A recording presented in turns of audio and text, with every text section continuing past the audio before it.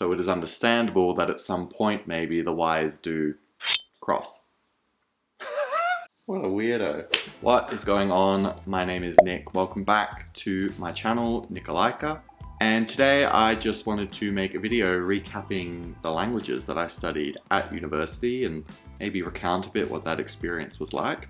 You can go back and watch my previous video where I talked about the first foreign language that I studied, which was Italian, and how I studied that in high school and then moved it on into university. When I got to university, I decided I would like to pick up another foreign language, and eventually I decided that that language would be German. I had a couple of friends, German and Swiss, that spoke the German language, and being around them piqued my interest and maybe want to explore it further. So at university I'm also enrolled into a Diploma of Languages, which adds 8 subjects to your degree that you can use to study any language of your choice, in my case German. So this turned my 3-year Bachelor of Commerce into a 4-year course. What was kind of fun was that even though I was studying a commerce degree, in my first year my workload was half languages, Italian and German. So it was great that my course was able to offer that sort of flexibility. Doing first year German at university was a pretty awesome experience. We were all mostly first year students, all at the same age, and we all had an interest in learning German, and we all had a similar background in the language, which was pretty much zero knowledge. We all had so much in common in that sense, and we were all starting in the same place. For that reason, I found it pretty easy to make some friends on day one, and I think that made it one of the best classes for me to take at university. In my commerce classes, it was pretty easy to just come to class, sit there, listen, take some notes, and then at the end just leave without talking to anyone. And because it wasn't common to live on campus or even near campus, it made it a little tricky to form friendships. However, with the first year language course, you made those friends on day one, and it was great to have people that you could straight away go grab lunch on campus with. German was similar to what I was saying in my Italian video, in the sense that there was a cultural component that had to be studied as well. In first year we reviewed basic German history, whereas as the years progressed we would analyze German films and German books and explored media propaganda in the World War II era. Now, despite the positive experiences I had with Italian and German, it would seem that not all languages at university operate equally. In my 3rd year of university, we had some spare subject allowances that I could again use for whatever I wanted. And I decided to pursue Chinese, Mandarin.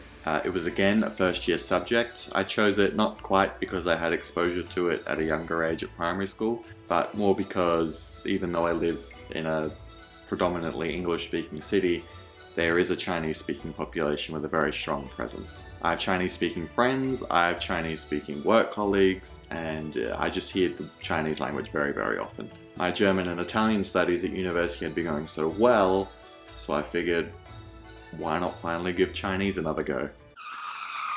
No. This class was taught very differently and was not for me. Day 1 was mostly just the teacher going all the way around the room, interviewing everyone quite intensely to make sure they didn't actually already speak Chinese. As I said, there are a lot of Chinese speakers already in my city and at my university, so they just wanted to make sure there weren't any Chinese speakers taking this beginner class so that they could complement their degree with some easy grades. But even if you are Chinese background, you may have been born in Australia and your parents may not have raised you speaking Chinese, so you would have been an ABC in Australian born Chinese. So you can imagine it took them quite a while to figure out who was actually meant to be in this class and who wasn't meant to be there. And there were a few people that were not meant to be there. The real shock came to me when they said that to succeed in this class, you needed to learn 100 new Chinese characters every week. 100 new Chinese characters every week. 100. I knew instantly I would not do very well. My main studies were in economics and finance, and taking a language such as Chinese was meant to be something on the side for a bit of enjoyment and a bit of fun. 100 Chinese characters per week was going to be way too much for my workload. I don't even think I was learning 100 German words per week. I did manage to stick to it though. I did Chinese Mandarin at university for 2 semesters and I passed by the skin of my teeth. This was not because I'm no good at learning Chinese, and The idea of learning it in the future doesn't scare me. My struggle was solely because I was not able to commit myself to the language as much as their course required it. Their course moved very fast and I struggled to keep up, and it needed more time from me than I was able to commit. I did pass though, so. Now, studying multiple languages at university was something that presented many quirks to me. You can start learning each language at a similar level and be learning similar types of words. And then you find yourself cramming for each language at the same time. You could have had the spoken exam for one language and then the written exam a whole 2 or 3 weeks after that, which was a huge gap, and in the meantime you had another language exam to tend to. So this was causing a whole lot of jumping back and forth between different languages depending on the timing of the examinations. So it is understandable that at some point maybe the wires do cross. I am proud to say that the only one time where I did mix up my languages was during my Chinese spoken exam, and it was only one word. I think my examiner asked me about where I'm from, and I said that I was born in New Zealand, and then I wanted to say that New Zealand is very beautiful, because that's a beginner level sentence. So I went to say 新西兰是很漂亮, but that's not what came out of my mouth. Instead, my German brain seemed to switch on a little bit and made an appearance in that conversation. And what I instead said was 新西兰是sehr漂亮.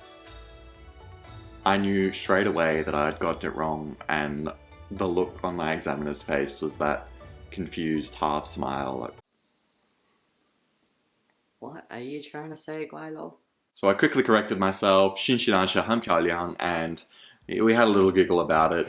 It wasn't anything major, but it's the one instance, and it was fine, but it threw me a little bit, so I was glad once it was over. In my final year, I was in search of somewhat of an easier subject to take, as at this stage my economics and finance studies were my top focus. I was actually overloading. I was doing 6 subjects that semester instead of the usual 4. So I needed something that was going to be as fun and as easy and as passable as possible. I decided that my best bet in this case would be to take first year French. And thankfully, I was right. It doesn't sound great, but my Italian knowledge was pretty good, so it helped me get through first year French pretty easily. I didn't have to give it a lot of attention, and I was able to use that focus on other subjects. And this saved me from graduating late. For sure. Thank you, French. I was a 4th year by this point, and most other students in this class were first year students, so I did feel pretty old. But everyone was really nice and easy to get along with, and it really reminded me of the atmosphere of first year German again. And because this was yet another language that I had interacted with and studied at the time and enjoyed, it really cemented in my mind that learning foreign languages is indeed something that I like to do. So I graduated from university at the end of 2017. It is now 2023. Oof, 5 years. So it's been a little over 5 years since I graduated, and my language learning since then has really only been self-study. But it's not really any active or dedicated self-study plan. I watch shows dubbed in Italian and German from time to time, albeit not very often. My Italian isn't so bad. I practice out loud just to myself, speaking every now and then. My German knowledge has gone into full hibernation mode. I know it's still in there in my brain, but I for sure need some time to bring it back, reactivate it. Chinese and French were always sort of a side gig and nothing that I really dedicated too much of myself to. So without that long-term commitment, my knowledge of those, for the most part, has dissipated, apart from the basics. So here we are. We've all been through that pandemic, and like most others, I've got that feeling that life's too short. Life is passing me by, and I'm pretty unhappy with myself that I haven't really given any focus to language learning in my day-to-day life. So at the moment, my focus is finding ways to reignite the motivation to be more active with my language learning. And I'm currently just fiddling with little techniques and ideas that I can employ to overcome the procrastination and just get back to work. Thank you so very much for making it all the way to the end of this video. If you feel I deserve it, please feel free to click that like and subscribe. I'm looking forward to making videos discussing more. I think it's time that I try and cement my language learning goals, so stay tuned for that. And that is all from me for now. Bye.